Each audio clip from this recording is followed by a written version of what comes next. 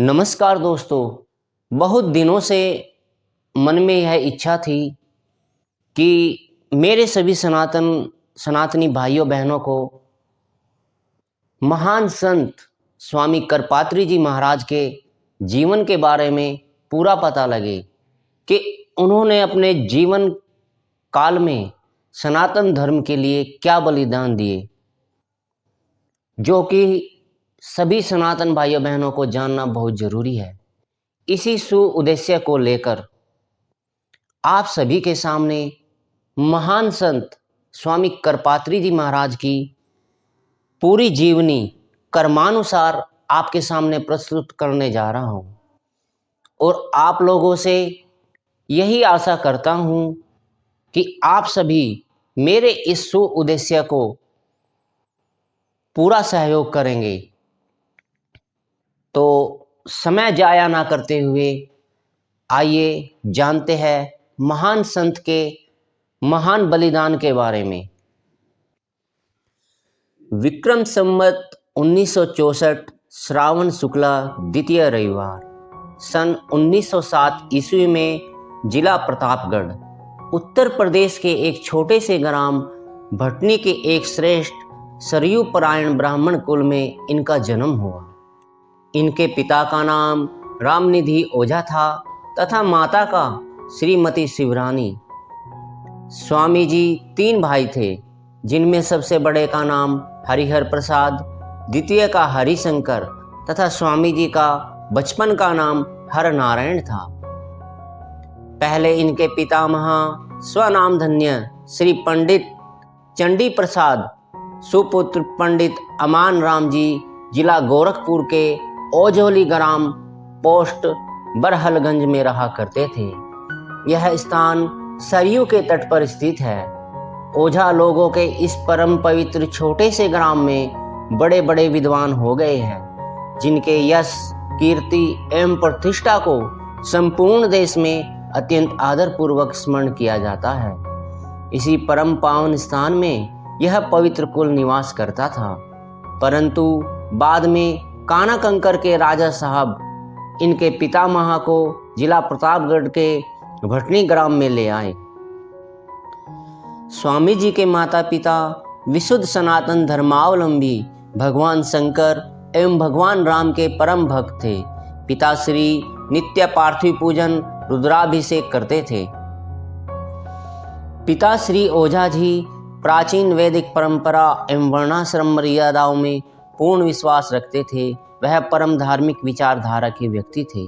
अपनी इसी आध्यात्मिक विचारधारा के कारण उन्होंने स्वामी जी को संस्कृत पढ़ाने का निश्चय किया।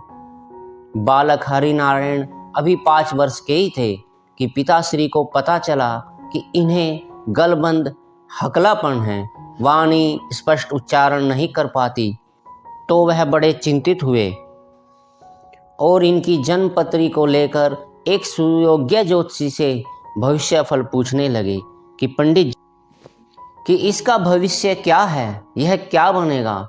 इसके पहले ज्योतिषी महोदय कुछ बोले। बालक हरिनारायण बोला कि बाबा, हम तो बाबा बनेंगे। और उस दिन किसे पता था कि यह 6 वर्षीय होनहार भविष्यवक्ता बालक हरनारायण वास्तव में एक दिन संसार से विरक्त होकर बाबा बन जाएगा।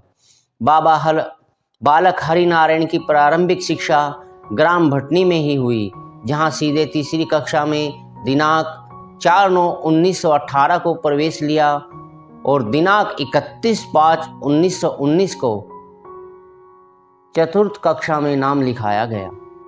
परंतु इनकी रुचि केवल संस्कृत अध्ययन में ही थी और पाठशालाओं की सीमाओं से इस किशोर का वैरागी मन नहीं लगता था। अतः प्राय वहां से अनुपस्थित रहने लगे, जिसके फलस्वरूप दिनांक 13/9/1919 को इनका नाम प्राइमरी पाठशाला से कट गया और यह संस्कृताध्ययन के लिए निकट के कर्पूरी ग्राम में आने लगे। वहां भीमौरा ग्राम निवासी परम विद्वान पंडित नागेश मिश्र जी की सेवा में रहकर संस्कृत की शिक्षा प्राप्त की। पाठशाला भटनी में कुछ समय अध्ययन किया। प्रारंभिक शिक्षा प्राप्त करने के अनंतर बालक हरनारायण ने घर पर ही प्रथमा तक संस्कृत की शिक्षा प्राप्त की। पूर्व संस्कारानुसार इनका मन प्रारंभ से ही सांसारिक पदार्थों से विरक्त सा रहता था।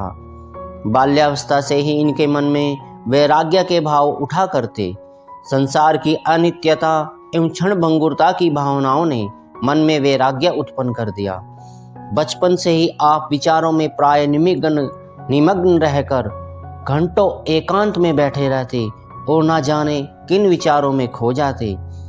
कभी आप भारत की प्राचीन संस्कृति, सभ्यता, मर्यादाओं एवं धर्म के प्रति सर्वसाधारण की अनास्था की कल्पना करते तथा लोगों को अधर्माचरण करते देखते तो इनके निर्मल मन पर बड़ा दुख होता। बड़ी बड़ी कल्पनाएं उठा करती बालक हरि नारायण के हृदय में, और इसी अवस्था में कभी घर से चल देते। सबसे छोटे होने के कारण पिताजी का इन पर बड़ा स्नेह था। अतः इस प्रकार घर से चले जाने पर माता पिता को बड़ा दुख होता। वह इन्हें पकड़कर फिर घर ले आते और आज्ञा देते कि तुम घर पर ही रहो। बालक हरि नारायण पिताजी के परम भक्त एवं बड़े आज्ञाकारी थे। पिता के वचनों की अवहेलना करने का साहस इनमें नहीं था, अतः यह पुनः घर में ही रहने लगे। इस प्रकार कई बार घर से चले जाने पर, परंतु फिर पिता की आज्ञा पालन करने हेतु उनके आदेश से घर लौटकर आना पड़ता। परंतु बालक के हृदय में संसार की क्षणभंगुरता अपना स्थान दृढ़ से दृढ़तर करती गई और हरि नारायण घर में रहता हुआ वैरागी ही हो गया। उस समय उसकी अवस्था लगभग 9 वर्ष की थी। दोस्तों, तो कैसा लगा आपको स्वामी करपात्री जी का बचपन? दोस्तों, आशा करता हूँ आप सभी को यह वीडियो पसंद आएगा। अगर दोस्तों वीडियो पसंद आया हो तो वीडियो को लाइक कीजिए और चैनल को सब्सक्राइब कीजिए। दोस्तों, आपसे विनती है, आप यह वीडियो स्वामी जी की जीवनी को पूरा सुनिए। इससे आपको सनातन धर्म की बारीकी का भी पता चलेगा, और सनातन धर्म के लिए तो आप ये कर ही सकते हो। अगर आप इतना भी नहीं कर सकते तो अपने आप को सनातनी कहने का कोई अर्थ नहीं रह जाता। दोस्तों, इसी के साथ सभी को धन्यवाद, सभी को हृदय से मेरा राम राम।